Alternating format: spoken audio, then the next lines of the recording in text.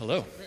I'm Brian Kuhn. I co-founded the Watson legal business for IBM, and in the course of that time had the opportunity to conduct, at this point, more than 160 workshops around the world to identify what to do with AI.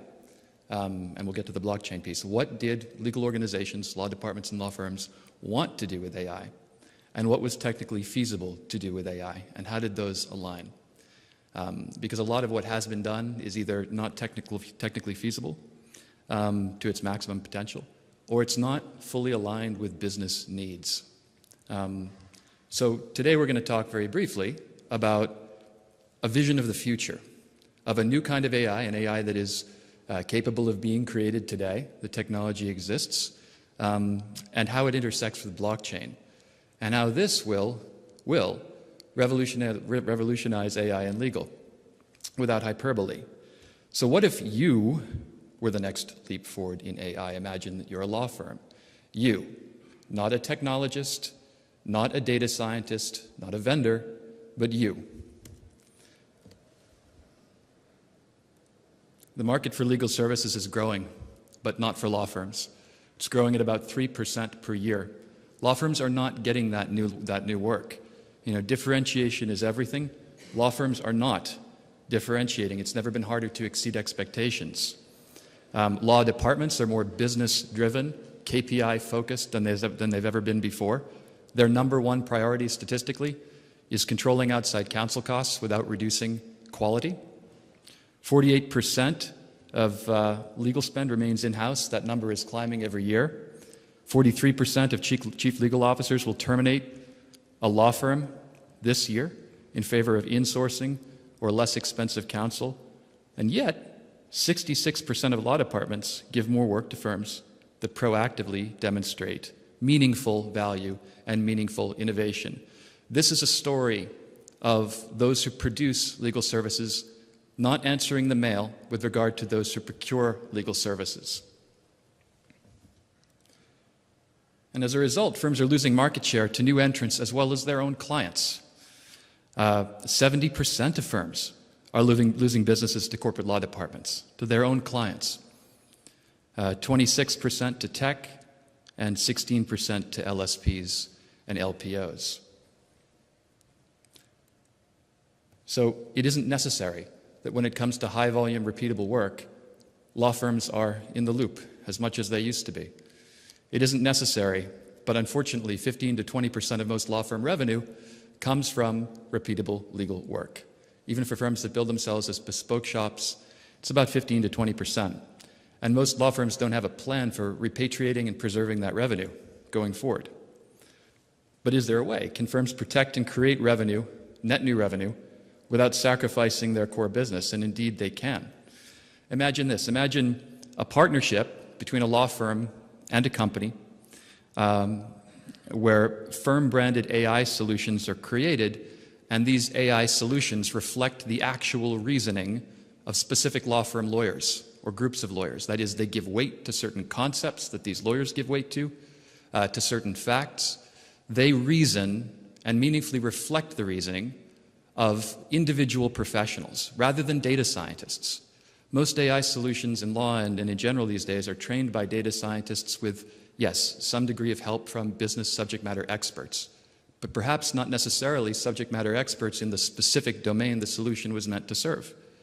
And many legal technology solutions also these days are point solutions. We've heard that all the time, but there's a reason for that, and it's a fair one. If I was a director and officer liability-focused attorney and I want to create a legal technology solution, it's likely that my solution is going to focus on D&O.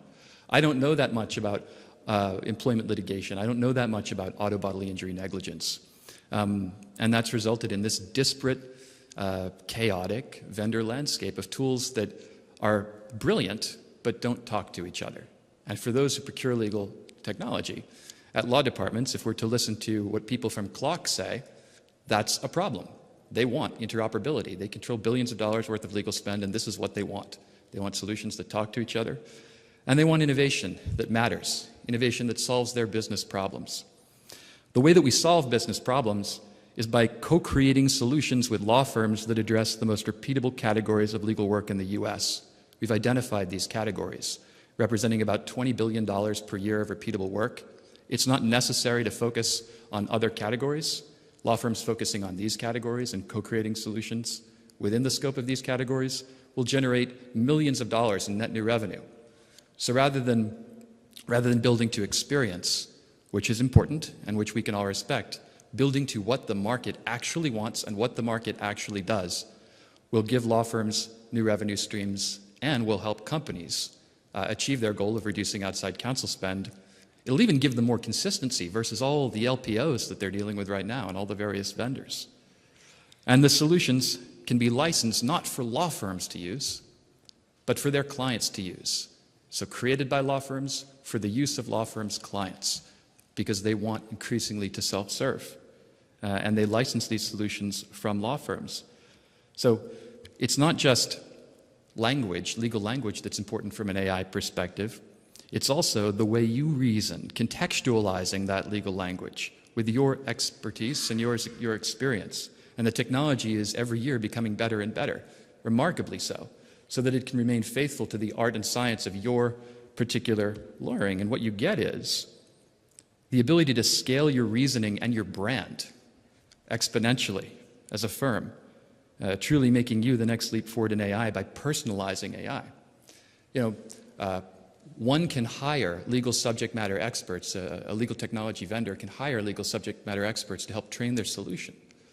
But in general, what's missing usually is the data. So if I'm a auto bodily injury negligence, if I'm an insurance defense lawyer, I can inform a solution, I can help train a solution. But if I don't have access to my actual work product or work product that my firm created, I'm looking at public records information. And public records information is very important from an AI perspective, but after a while it will become table stakes. It will never be as contextual as what did your firm do for this client, and what does this client need, and how can I solve this client's problems while also looking at high volume. So scaling the reach of your law firm so that you can reach more clients by selling them software for quite a lot of money, improving clients' bottom line, and maximizing the value of your expertise. So firm-branded AI, in other words, that reflects the unique way your practitioners reason, offered to your clients at a fee.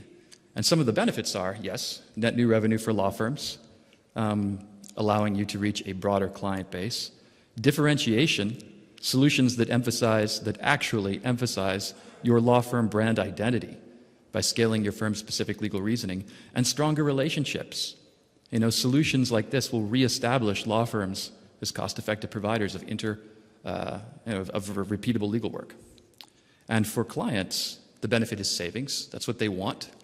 And also consistency versus human LPOs and software that lacks attorney reasoning. And context.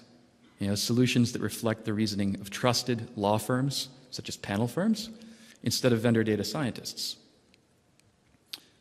And we'll target the most repeatable legal work in the United States. Now, some law firms have tried to develop AI solutions. Some have succeeded, most have not, and I would respectfully submit will be challenged to do so. There aren't many Silicon Valley data scientists and architects that want to work for law firms, for better or worse. It's hard enough for the Googles of the world to keep these people employed. They jump around a great deal. So if you had an innovation outsourced provider, you wouldn't have to reinvent the wheel. You could take lessons learned from big tech, and provide content, provide training while someone builds a solution very rapidly around your needs and partner to address a customer's problem. And you'd also avoid the point solution problem. If all of these solutions developed by different firms and offered securely, and we're getting to the blockchain piece, interoperated, then I, as the client, could shop for employment solutions, and I could shop for commercial contract solutions, and I could shop for toxic tort solutions in one place from the law firms, perhaps even the vendors I trust. But they all talk to each other, they keep my costs down, and they tell me more about my business than point solutions that don't talk to each other ever could. And this development partner would also have to help you go to market. If you were a law firm, it would have to help you actually sell these tools. Law firms do not sell software. But they can. I actually think they can, and I think they can do so brilliantly, because they're already selling the services in manual form and analog form that could be digitized here. They're already selling them. The relationship partners already have relationships. They know the clients that they don't have that they want to have, and they have sophisticated marketing departments. There's absolutely a way to do this without reinventing the wheel. But the problem is, with all of this, AI is only as good as the data that it's trained on. A hard lesson that many organizations have learned. And no matter how sophisticated the machine learning models, if the data is incorrectly trained, or if the data is itself not proven as being valid or up to date, or perhaps what if some of the training data, some of it is copyrighted? Who trained my model is going to become a major issue with regards to AI, and not just in law. AI will become a part of almost every walk of life simply because of the benefits that it confers. And those benefits will trickle down to shareholders of public companies, and they will become the dominant expectation, the table stakes expectation across most businesses, simply because these technologies can connect dots that people can't, even brilliant people can't. But who trained my model? You know, can I trust it? I expect that going forward in time, and not long from now, there will be liability issues associated with AI recommendations. Is it the unauthorized practice of law? Is it just an innocent recommendation that a practitioner takes action upon? And is it exposing me to risk? Also, was the decision that the AI tool made, or the recommendation that it made, was it reasonable in light of what a human being under similar circumstances with a similar experience would do? All of these questions. Well, who trained my model is critical. Was my model trained by experts in the area the solution claims to address?